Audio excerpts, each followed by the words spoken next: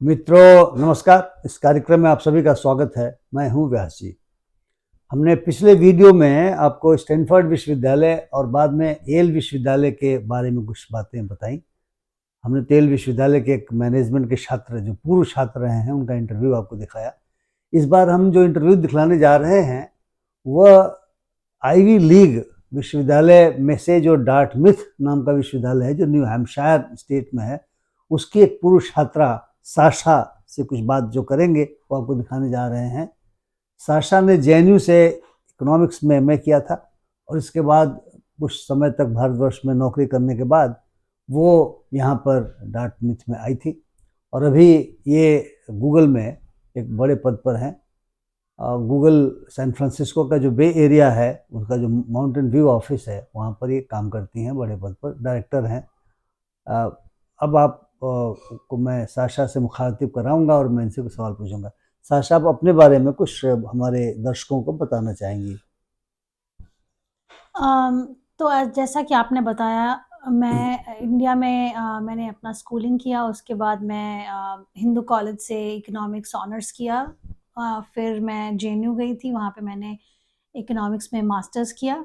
फिर मैंने 3 साल इंडिया में काम किया। 1.5 साल फ्रैक्टल एनालिटिक्स नाम की एक कंपनी है वहाँ पे मुंबई में, और उसके बाद लगभग 1 डेढ़ साल डनहम भी एक और एनालिटिक्स कंपनी है, उसमें काम किया। उसके बाद फिर 2009 में मैं यहाँ पे एमबीए करने के लिए डार्टमूथ में आई।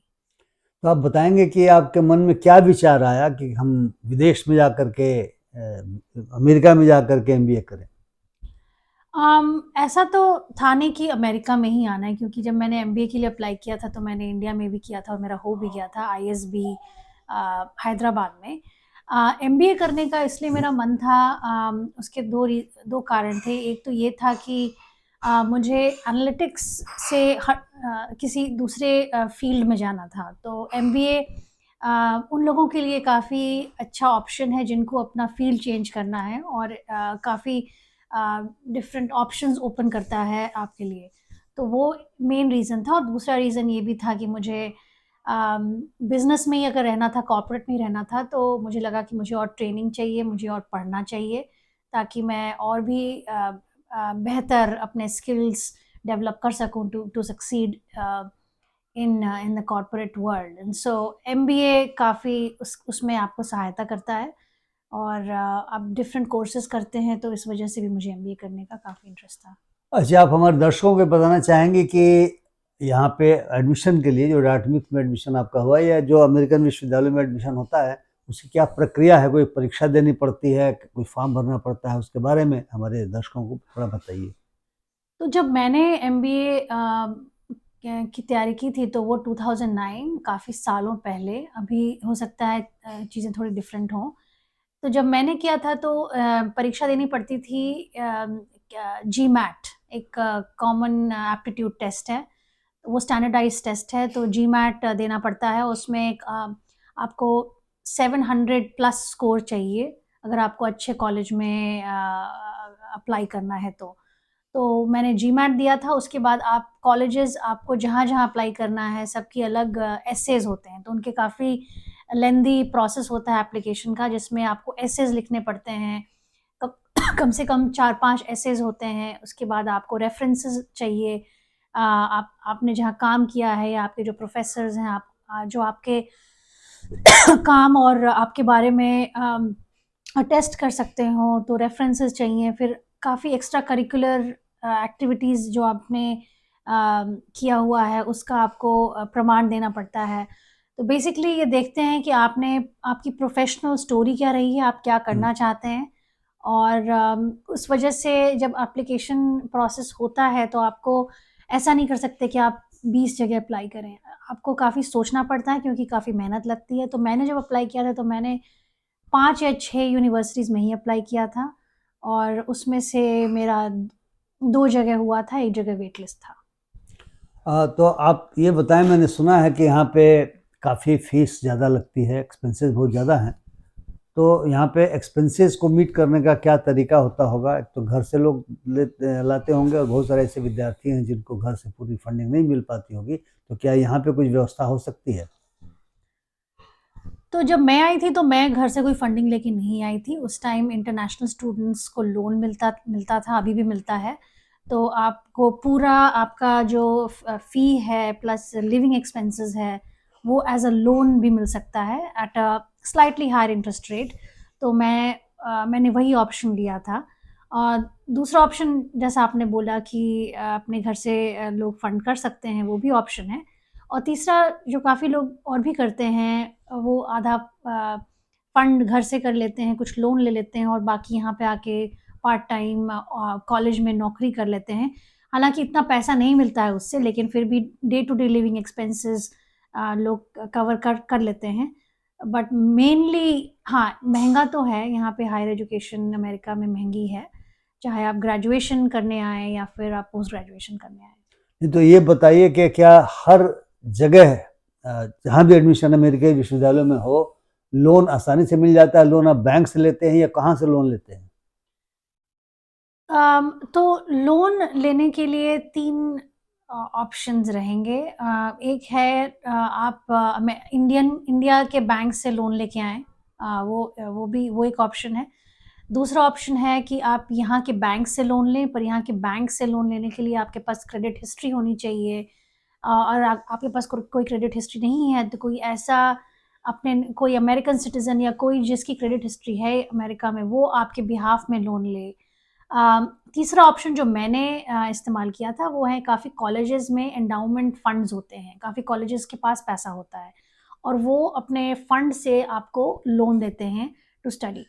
तो टक और डार्टमouth जहाँ मैं गई थी, तो वो थर्ड ऑप्शन मैंने इस्तेमाल किया था, बिकॉज़ मेरे पास कोई क्रेडिट हिस्ट्री नहीं थी और इंडिया में आई थिंक उस टाइम इतनी भारी अमाउंट का लोन नहीं मिल पाता था। तो ये बताएं कि जैसे मैंने पूछा कि क्या सभी विश्वविद्यालयों के पास इंडोमेंट फंड होता है जहाँ से नहीं, मिल जाएगा?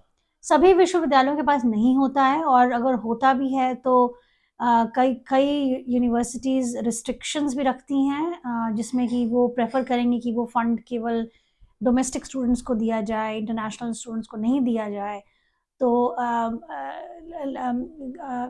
किस्मत से उस टाइम जब मैंने अप्लाई किया था, तो वो ग्रेट रिसेशन चल रहा था। उस टाइम काफ़ी बैंक्स डूब गए थे, अमेरिका में काफ़ी तंगी थी।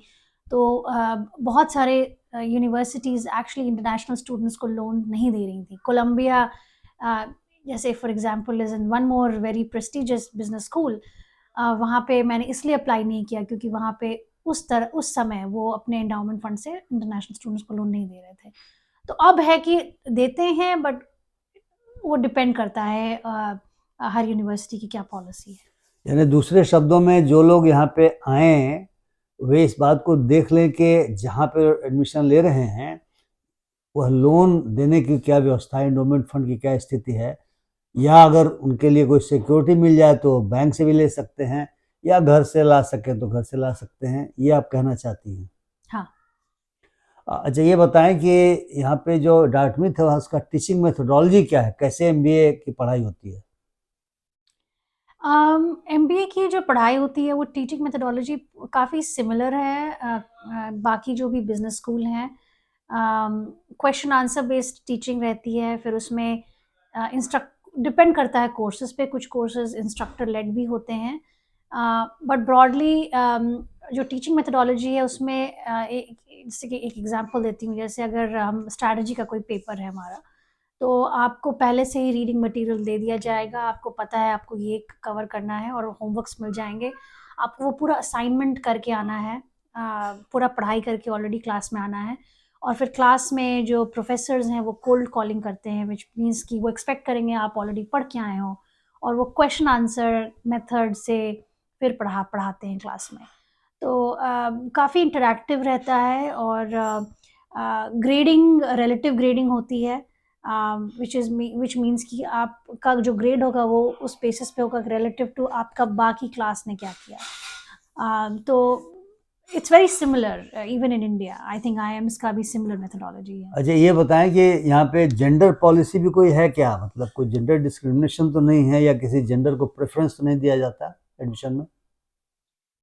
नहीं, इनफैक्ट डाइवर्सिटी को इनकरेज किया जाता है और ये सब स्टैटिस्टिक्स जो हैं अराउंड कितने आपकी डाइवर्सिटी इंडेक्स क्या है, या फिर आप कितने women student proportion of women students हैं क्लास में, स्टूडेंट्स ऑफ डिफरेंट नेशनैलिटीज़ हैं, दे डाइवर्सिटी को इनकरेज किया जाता है क्योंकि द आइडिया इज़ कि क्लासरूम में डाइवर्स लोग होंगे तो डाइवर्स ओपिनियंस होंगे, एंड डाइवर्स ओपिनियन से आप बेहतर सीखेंगे। तो इन जनरल आप देखेंगे कि जनरली जेंडर प्रोपोर्शन वैसा ही होगा जैसा नॉर्मल वर्क प्लेस में है, meaning more male relative to female, but ऐसा नहीं है कि देयर इज एनी डिस्क्रिमिनेशन। नहीं तो क्या टीचिंग जो फैकल्टी है उसमें भी यही सिस्टम है डाइवर्सिटी का? Yes, but diversity is not the reason you would get selected to teach. So it's meaning that आपको capable तो होना पड़ेगा। आप किसी भी डार्टमेट में देखिए, बहुत सारे प्रोफेसर्स हैं, बहुत सारे इंडियन प्रोफेसर्स हैं, बहुत सारे इंटरनेशनल प्रोफेसर्स हैं, but they are all very accomplished, and that is kind of the primary reason कि वो वहाँ पढ़ा रहे हैं। But diversity is an add on, and universities encourage करती हैं कि भाई we have a diverse student community और diverse teaching community as well. जब अंतिम सवाल पूछना चाहूँगा, हम लोग मानते हैं कि हमारे हिंदुस्तान में काफ़ी प्रगति हो रही है और जो जो अच्छे विद्यार्थी उनको बाहर जाने की आवश्यकता नहीं है और उन्हें उन्हें हिंदुस्तान में ही तलाशना चाहिए, जो अच्छे इंस्टीट्यूशंस हैं वहाँ पे एडमिशन वगैरह के लिए।